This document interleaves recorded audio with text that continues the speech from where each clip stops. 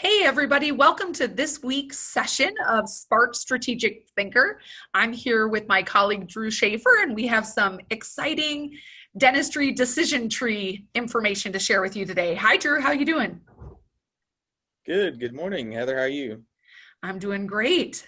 Coming off another strong week of dentistry and excited to talk with you about really one of the conversations we've been having about our own practices. And whenever we spend a good amount of time putting thought into our own strategy, I always think it's beneficial to share it with the rest of the dental world. So how's that sound? Definitely.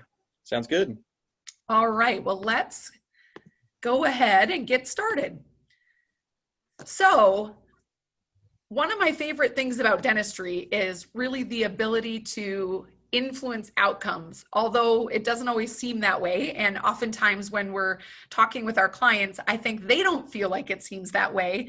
But Drew, there is a lot more about dentistry that we can control than we can't control if we just really understand where it's coming from. So let's talk through, first of all, our enterprise value matrix, which really is the foundation for everything. So if you remember, there are 4 quadrants to our value matrix. And today we're actually going to focus on a couple of them. We'll talk a little bit about a process that ultimately helps to get financial results. But Drew, before we dive into the dentistry decision tree, anything you would add to our ability to predict performance? I think that the key is using the data that we have at our fingers on a daily basis, and knowing that even though there's things that are out of our control, if we identify those early enough, then we can really adjust our plan with things that we can control to really mitigate any negative effects. Absolutely. So one of the things I always appreciate about working so closely with you, Drew, not being traditional to dentistry, right? A financial background, is that you really help challenge the way I think about the data that we're interpreting and our ability to, again, really influence what happens. And so sometimes you and I will be talking about our practices and how we're anticipating a month to end or a month to go. But we don't usually wait until the last day of the month to talk about whether or not it was a good month. We start having these conversations early on, because when we can identify the direction our practices are taking early on in the month, well, then we're much more likely to be able to kind of steer, them in a specific direction. So I always love the fact that you remind me that, it's important to have a historical look back, but what's even more important really is to be able to identify those opportunities real time, so that, again, we can positively influence our teams to really care for our patients in a little bit different way. So Yeah, and accounting in its purest form, if it's just a historical look back, it's just compliance at that point. There's limited value.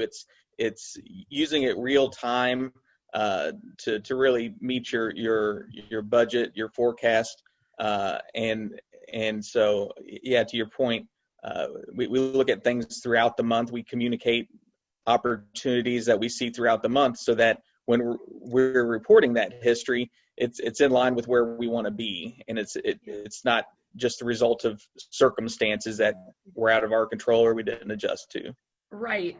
When we talk about financial results specifically, I always get a little bit nervous when people are surprised by what they see, as though they Yep. had no control over any of it, as though they just, showed up each day in the dental practice and then, waited for a few days after the month closed to get this surprise. And Right.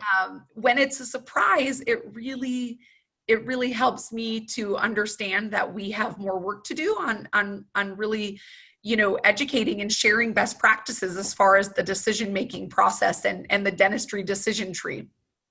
So yeah, go ahead, Drew. Yeah, I was just going to say that the team members that we expect to know these results are really, in most cases, for most companies, they're the ones that are able to influence those results. So Yeah. whether they're approving time cards, so they should be aware of their employees' pay, their they're ordering dental supplies, paying the lab bills. They're initiating all these expenses on the expense side, and at the same time, they should be looking at daily production collection reports on a daily, then weekly, then building up to monthly basis. So to your point, by the time it comes to a historical look back, it's just the accumulation of everything that they've already should have their hands on or been deeply ingrained in the process already. Absolutely. And we all know that really great financial outcomes usually start as a result of top line revenue.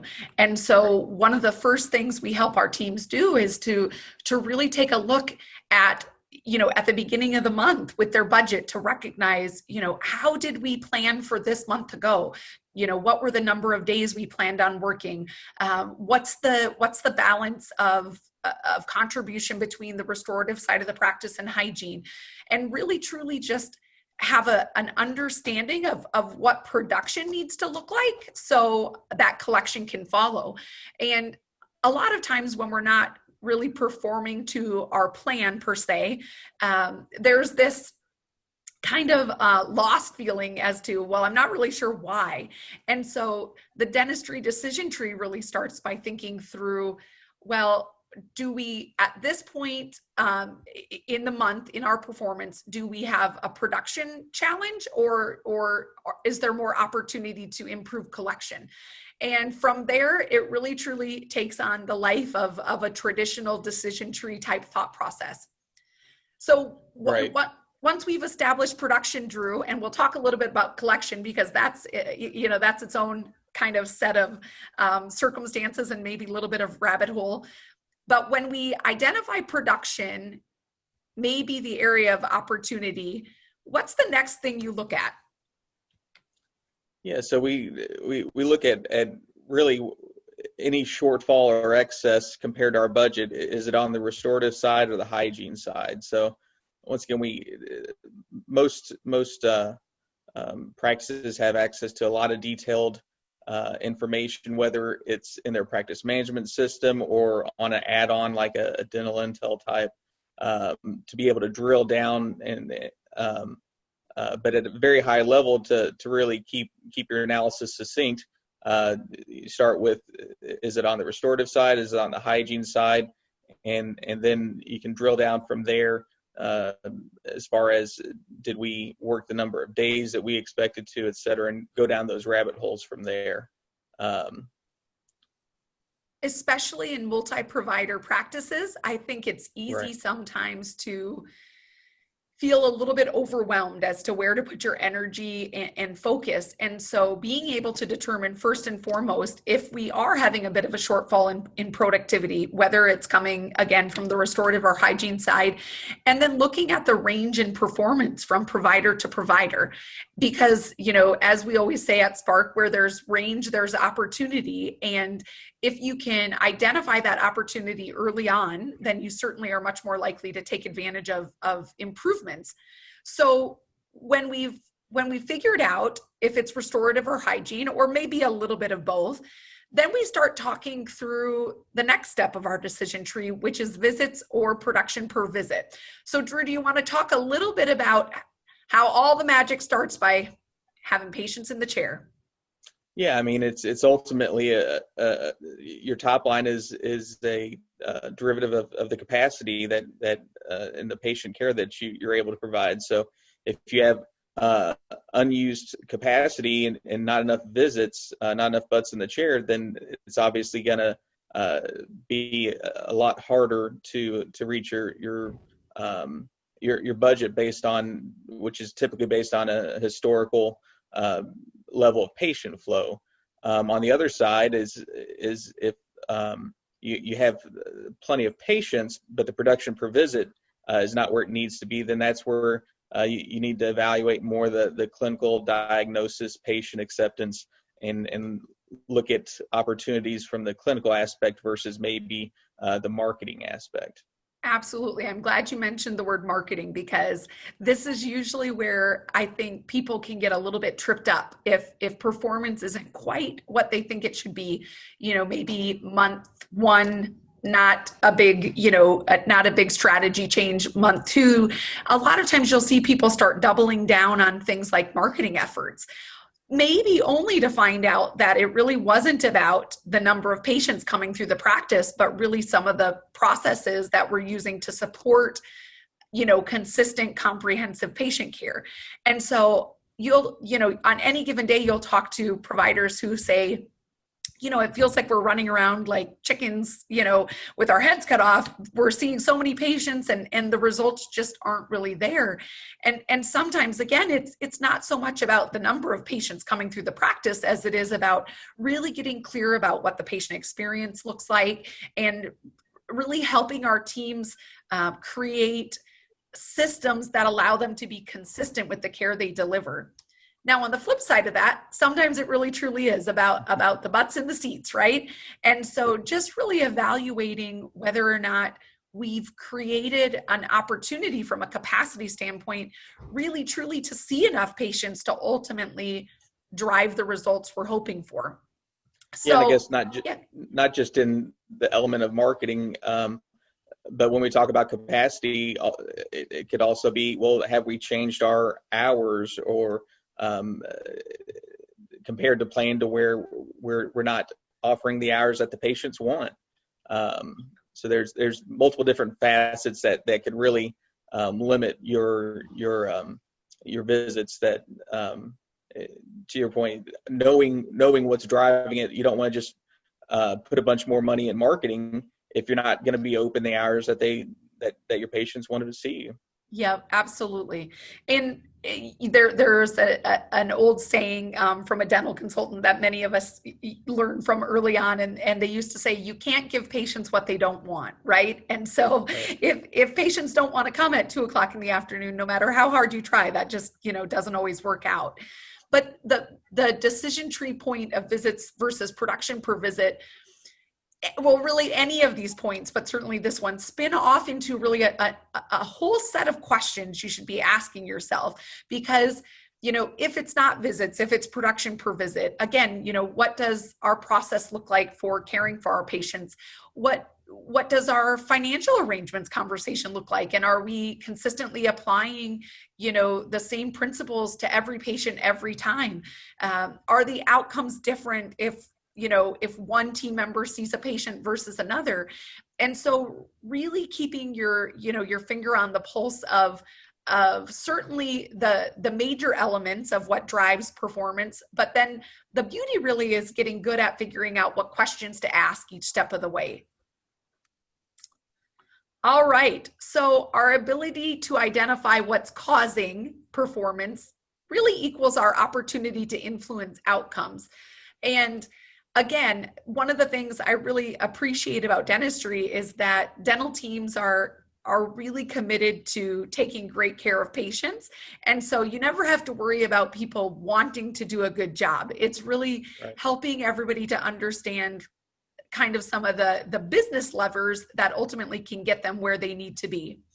So Drew, in wrapping up, if you were to lend a little bit of your experience and expertise and advice like you do to me on any given week, what would you tell our Spark members and the viewers of this video? What would you share with them would be some of the top couple of strategies to really make sure that outcomes aren't happening to them, but that they're really being a bit more intentional so that outcomes are predictable? Yeah, I think the first thing is to measure regularly, and by regularly, it's not monthly or quarterly or annually. And a lot of these measures should be looked at, like I mentioned earlier, daily, weekly, to where, to your point, you can pull other levers, and if you're off track, get back on track.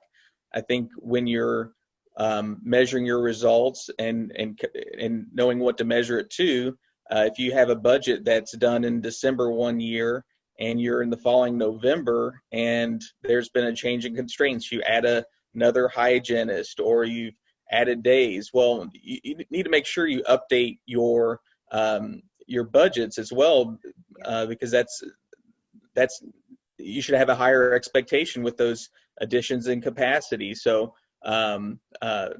just being real time with that analysis.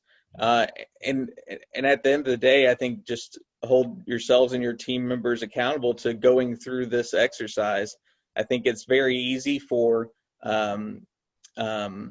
team members to maybe not truly understand the effects. So it's an educational process, but just as when you start as simple as collections versus production, I think in different discussions I've heard, well, our collections are behind because we're waiting on this big insurance check. Right. And it's like, oh, really? Well, your production and collection, collection percentage is actually 100%. So you've got to check this month related to last month's production, and you're going to get a check next month related to this month's production. So really, really getting into the details and really helping the team members that are really overseeing the offices or in key decision points understand the impact of their action and the importance of them monitoring and overseeing and measuring the results. Definitely. And, a lot of times our compensation and bonus structures are tied to performance. Mm-hmm. And so if you equip your teams in a way that helps them take control of really defining the outcomes of performance, well, in so many ways, they're really, in control of their own destiny, which I think, Definitely. is a pretty beautiful thing. So, well, awesome. I always say that my ability to lead dental practices improved when I started hanging around with you, Drew, which I always appreciate. Thank you very much, Heather. I think certainly our patient care is better for it. When you have that insight, you can ultimately deliver better results, and that makes for more favorable patient care outcomes and a better team member experience, which I know we're all, big fans of. So, Right. All right. Well, thanks for joining me today, Drew. And thanks for having me. Absolutely. And we'll be back with another edition of Spark Strategic Thinker, really just conversations to help kind of spark the way you think and make your mind move a little bit. So thanks everybody for joining us. Bye-bye. Bye.